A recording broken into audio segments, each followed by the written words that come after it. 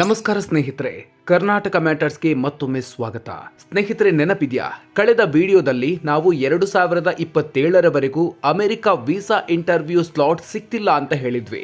ಆ ವಿಡಿಯೋ ನೋಡಿ ಎಷ್ಟೋ ಭಾರತೀಯ ಟೆಕ್ಕಿಗಳು ಕಂಗಾಲಾಗಿದ್ರು. ಆದರೆ ಈಗ ಅಮೆರಿಕಾದಿಂದ ಒಂದು ದೊಡ್ಡ ಸುದ್ದಿ ಬಂದಿದೆ. ಕತ್ತಲಲ್ಲಿ ಕಂಗಾಲಾಗಿದ್ದವರಿಗೆ ಒಂದು ಸಣ್ಣ ಬೆಳಕು ಕಾಣಿಸಿದೆ.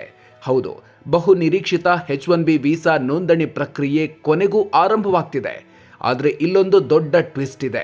ಅಮೆರಿಕದ ಅಧ್ಯಕ್ಷ ಡೊನಾಲ್ಡ್ ಟ್ರಂಪ್ ವೀಸಾ ಆಸೆಯಲ್ಲಿರೋರಿಗೆ ಒಂದು ಕಡೆ ಬಾಗಿಲು ತೆಗೆದು ಇನ್ನೊಂದು ಕಡೆ $1,00,000 ಅಂದ್ರೆ ಬರೋಬ್ಬರಿ 92 ಲಕ್ಷ ರೂಪಾಯಿಯ ಬರೆ ಹಾಕಿದ್ದಾರೆ. ಅಷ್ಟಕ್ಕೂ ಈ ವೀಸಾ ರಿಜಿಸ್ಟ್ರೇಷನ್ ಯಾವಾಗ ಶುರುವಾಗುತ್ತೆ? ಈ ಬಾರಿ ವೀಸಾ ಪಡ್ಕೊಳ್ಳೋಕೆ ಇರೋ ಹೊಸ ರೂಲ್ಸ್ ಏನು? ಯಾರಿಗೆ ಈ 92 ಲಕ್ಷ ರೂಪಾಯಿ ಶುಲ್ಕ ಬೀಳುತ್ತೆ? ಈ ಎಲ್ಲ ಡೀಟೇಲ್ಸ್ ಅನ್ನ ಇವತ್ತಿನ ವಿಡಿಯೋದಲ್ಲಿ ನೋಡೋಣ. ಅದಕ್ಕೂ ಮೊದಲು ನೀವಿನ್ನೂ ನಮ್ಮ ಚಾನಲ್ಗೆ ಸಬ್ಸ್ಕ್ರೈಬ್ ಆಗಿಲ್ಲ ಅಂದ್ರೆ ದಯವಿಟ್ಟು ಈಗಲೇ ಸಬ್ಸ್ಕ್ರೈಬ್ ಆಗಿ ಮತ್ತು ಬೆಲ್ ಐಕಾನ್ ಪ್ರೆಸ್ ಮಾಡಿ. ಮಾರ್ಚ್ 4ರಿಂದ ಅಗ್ನಿ ಪರೀಕ್ಷೆ ಶುರು.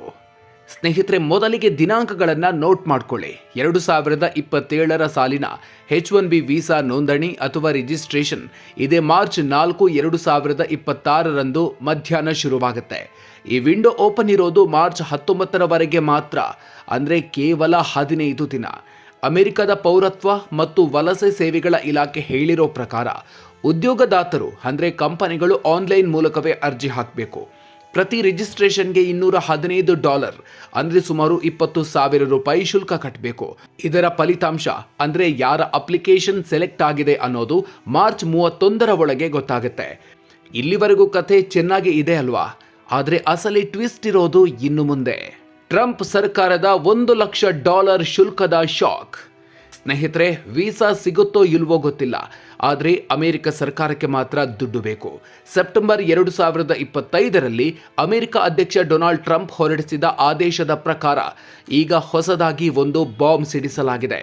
ಅದೇನಂದ್ರೆ, ಯಾರ ಅರ್ಜಿಗಳು ಲಾಟರಿಯಲ್ಲಿ ಸೆಲೆಕ್ಟ್ ಆಗುತ್ತೋ ಅವರು ಪೂರ್ಣ ಪ್ರಮಾಣದ H1B ಅರ್ಜಿ ಸಲ್ಲಿಸೋ ಮೊದಲು $1,00,000 ಫೀಸ್ ಕಟ್ಟಬೇಕಾಗಬಹುದು. ಹೌದು, ನೀವು ಕೇಳ್ತಿರೋದು ನಿಜ. ಬರೋಬ್ಬರಿ $1,00,000, ಭಾರತೀಯ ರೂಪಾಯಿ ಲೆಕ್ಕದಲ್ಲಿ 92 ಲಕ್ಷ ರೂಪಾಯಿ. ಅಲ್ಲಿನ ಸರ್ಕಾರ ಹೇಳ್ತಾ ಇರೋ ಪ್ರಕಾರ ಈ ದುಬಾರಿ ಶುಲ್ಕದ ಉದ್ದೇಶ ಇಷ್ಟೇ: ಅಮೆರಿಕದ ಸ್ಥಳೀಯರಿಗೆ ಕೆಲಸ ಸಿಗ್ಲಿ ಮತ್ತು ವಿದೇಶಿಗರು ಬರೋದು ಕಡಿಮೆಯಾಗ್ಲಿ ಅಂತ. ಕಂಪನಿಗಳು ಇಷ್ಟು ದೊಡ್ಡ ಮೊತ್ತ ಕೊಟ್ಟು ಭಾರತೀಯರನ್ನ ಕರೆಸಿಕೊಳ್ಳೋಕೆ ಹಿಂದೇಟು ಹಾಕ್ಲಿ ಅನ್ನೋದೇ ಇದರ ಹಿಂದಿರೋ ತಂತ್ರ. ಲಕ್ ಆಟ ಮುಗಿಯಿತು, ಇನ್ಮುಂದೆ ವೆಯ್ಟೆಡ್ ಸೆಲೆಕ್ಷನ್. ಇನ್ನೊಂದು ಕೆಟ್ಟ ಸುದ್ದಿ ಏನಂದ್ರೆ, ಇಷ್ಟು ದಿನ ಇದ್ದ ಲಾಟರಿ ಸಿಸ್ಟಮ್ ಕೂಡ ಈಗ ಬದಲಾಗಿದೆ. ಮೊದಲಾದ್ರೆ ಕಂಪ್ಯೂಟರ್ ರ್ಯಾಂಡಮ್ ಆಗಿ H1B ವೀಸಾ ಅರ್ಜಿಗಳನ್ನ ಆಯ್ಕೆ ಮಾಡ್ತಿತ್ತು. ಆದ್ರೆ ಈಗ ವೆಯ್ಟೆಡ್ ಸೆಲೆಕ್ಷನ್ ಪದ್ಧತಿ ಜಾರಿಗೆ ತರಲಾಗಿದೆ. ಇದರ ಅರ್ಥ ಏನ್ ಗೊತ್ತಾ?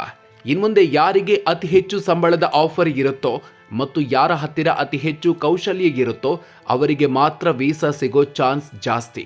ಸುಮ್ಮನೆ ಡಿಗ್ರಿ ಮುಗಿಸಿ ಸಾಧಾರಣ ಸಂಬಳಕ್ಕೆ ಅಮೆರಿಕಕ್ಕೆ ಹೋಗ್ತೀನಿ ಅನ್ನೋರಿಗೆ ಇನ್ಮುಂದೆ ಅಲ್ಲಿ ಜಾಗ ಇಲ್ಲ. ಅಮೆರಿಕದ ಕೆಲಸಗಾರರ ಸಂಬಳ ಮತ್ತು ಕೆಲಸವನ್ನು ರಕ್ಷಣೆ ಮಾಡೋಕೆ ಈ ಹೊಸ ರೂಲ್ಸ್ ತರಲಾಗಿದೆ ಅಂತ ಅಮೆರಿಕದ ಪೌರತ್ವ ಮತ್ತು ವಲಸೆ ಸೇವೆಗಳ ಇಲಾಖೆ ಸ್ಪಷ್ಟಪಡಿಸಿದೆ. ಫ್ಲೋರಿಡಾ, ಟೆಕ್ಸಾಸ್ನಲ್ಲಿ ನೌಕರಿ ಬ್ಯಾನ್. ಭಾರತೀಯರಿಗೆ ಮತ್ತೊಂದು ಶಾಕ್.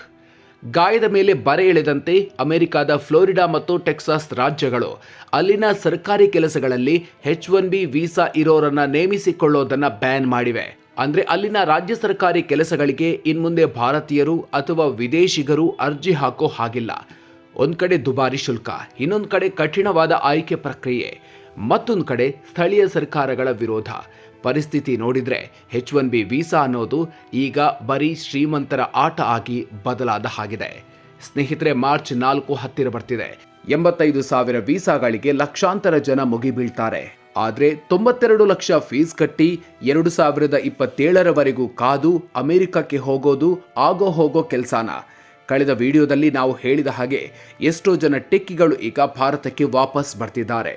ಹಲವರು ಇಲ್ಲೇ ಉದ್ಯಮ ಸಾಮ್ರಾಜ್ಯ ಕಟ್ತಿದ್ದಾರೆ. ಹೀಗಿರುವಾಗ ಇಷ್ಟೆಲ್ಲ ಸರ್ಕಸ್ ಮಾಡಿ ಅಮೆರಿಕದ ಕನಸು ಕಾಣೋದು ಓಕೆನಾ? ಅಥವಾ ನಮ್ಮ ದೇಶದಲ್ಲೇ ಸ್ಕಿಲ್ ಬೆಳೆಸ್ಕೊಂಡು ರಾಜರ ಥರ ಬದುಕೋದು ಲೇಸಾ? ನಿಮ್ಮ ಅಭಿಪ್ರಾಯವನ್ನು ತಪ್ಪದೇ ಕಾಮೆಂಟ್ ಮಾಡಿ ತಿಳಿಸಿ. ಈ ಮಾಹಿತಿ ಇಷ್ಟ ಆಗಿದ್ರೆ ಲೈಕ್ ಮಾಡಿ. ನಿಮ್ಮ ಫ್ರೆಂಡ್ಸ್ ಯಾರಾದರೂ ಅಮೆರಿಕ ಅಂತ ಜಪ ಮಾಡ್ತಾ ಇದ್ರೆ ಅವರಿಗೆ ಈ ವಿಡಿಯೋನ ಈಗಲೇ ಶೇರ್ ಮಾಡಿ. ಇದೇ ರೀತಿಯ ಮತ್ತಷ್ಟು ಇಂಟ್ರೆಸ್ಟಿಂಗ್ ಸುದ್ದಿಗಳಿಗಾಗಿ ಕರ್ನಾಟಕ ಮ್ಯಾಟರ್ಸ್ಗೆ ಸಬ್ಸ್ಕ್ರೈಬ್ ಆಗಿ. ಮುಂದಿನ ವಿಡಿಯೋದಲ್ಲಿ ಮತ್ತೆ ಸಿಗೋಣ. ಅಲ್ಲಿವರೆಗೂ ನಮಸ್ಕಾರ.